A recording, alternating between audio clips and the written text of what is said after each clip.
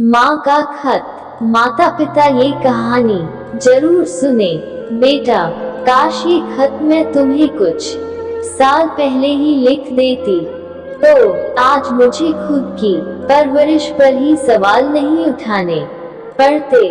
तुम इसे जरूर पढ़ना, ऐसा न हो कि तुम्हें भी मेरी तरह अपने बच्चों को खत लिखकर आशीर्वाद भेजना पड़े। शीला जी ने अपने बेटे एक रोहन को लिखा। सीमा जी अपने वक्त की एक बहुत बड़ी वकील थी। अब अपने बंगले में 4 देखभाल करने वालों के साथ अपनी जिंदगी के आखिरी साल गुजार रही थी। सीमा जी का एक ही बेटा था, राहुल, जिसको उन्होंने विदेश वकालत पढ़ने भेजा और वो वहीं का होकर रह गया। सीमा जी की तबीयत अब ज्यादा ही बिगड़ती जा रही थी। उन्हें अपनी सासू माँ और पति की बातें अब घर के हर कोने से सुनाई देती।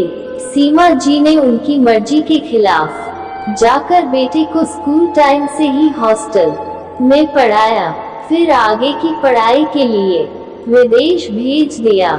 सीमा जी की सासू माँ जिंदगी के आखिरी पलों में पोते को खूब याद करती रही, पर तब सीमा जी ने कहा, उसकी पढ़ाई का वक्त है, आपके पास नौकर है तो कोई परेशानी हो तो मुझे फोन करवा दे, मैं ऑफिस में व्यस्त रहती हूँ। पीछे से बेटा पढ़ रहा है या नहीं ये कौन देखेगा, इसलिए अच्छा है उसे हॉस्टल ही रहने दे। सीमा जी के पति के देहांत के वक्त भी हो रहे रोहन अगले दिन पहुंचा था। वो कहते थे, यह तुम आधुनिक युग के स्टेटस के चक्कर में जो अपने बेटे को खुद से दूर भेज रही हो, एक दिन ये कहीं दूर ही रह जाएगा। माँ बाप का प्यार इससे बचपन में ही छीन रही हो तो ये बड़ा होकर माँ बाप को क्यों प्यार करेगा। तब सीमा जी को ये सब बातें दकियानूसी लगती थी, पर वो एक एक बात आज सच हो गई थी। राहुल 12 साल की उम्र से हॉस्टल में रहा। उसने माँ बाप का प्यार उनका वक्त बस छुट्टियों में ही देखा। जैसे जैसे बड़ा हुआ तो एक्स्ट्रा क्लास का नाम लेकर छुट्टियों में भी 45 दिन के लिए ही आता। सीमा जी को लगा अब अंत करीब है, जो गलती मुझसे हुई वो मेरा बेटा न करे, इसलिए उसको एक खत लिखती हूँ। प्यारे राहुल, तुम्हें ढेरों आशीर्वाद और प्यार। मुझे माफ कर देना बेटा, तुम जिद करते रहे कि हॉस्टल नहीं जाना और मैंने तुम्हें हॉस्टल भेज दिया। तुम्हारे हिस्से का वक्त प्यार मैं तुम्हें नहीं दे पाई। तुम्हारे पिता और दादी का प्यार भी तुम्हें नहीं मिल पाया। तुम्हें अपने पिता संग खेलते हंसते जिद करते हुए देखने का सुनहरा मौका मैंने तुम्हारे भविष्य बनाने के चक्कर में खो दिया।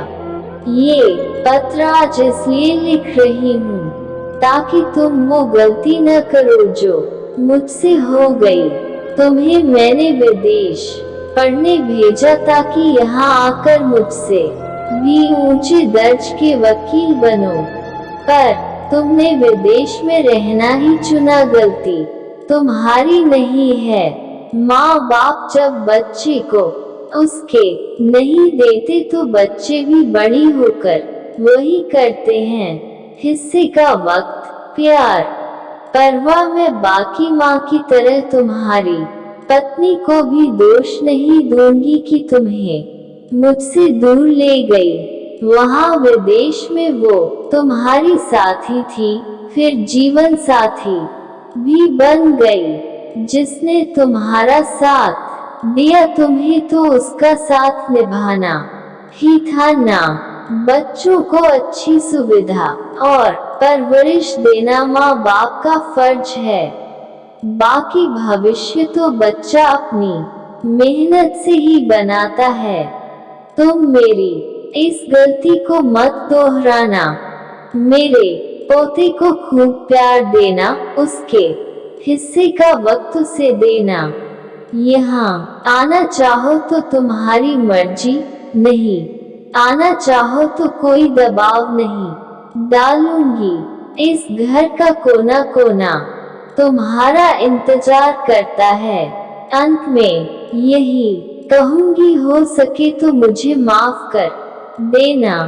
तुम्हारी माँ सीमा। इतना लिख कर सीमा जी ने बेटे को खत के साथ प्रॉपर्टी के पेपर्स भी भिजवा दिए। उन्हें लग रहा था कि अब बसंत करीब है। दिल का ये आखिरी बोझ भी आज उतर गया। राहुल को खत मिला। खत पढ़कर वो बहुत रोया। माँ को तुरंत फोन मिलाया। पता चला कि कल रात सोने के बाद वो उठी ही नहीं। घर के नौकर राहुल का ही फोन ट्राई कर रहे थे और सीमा जी अपने दिल का बोझ उतार दुनिया से चली गई। दोस्तों, संतान तो फसल की तरह है, हम उसे अपना वक्त परवाह देकर सींचेंगे तो फल के रूप में हमें भी वो ही मिलेगा। कुछ लोग जो अपने माता पिता की परवाह के बाद भी उनका नहीं सोचते, तो उसका सिला उन्हें अपनी संतान से मिल ही जाएगा।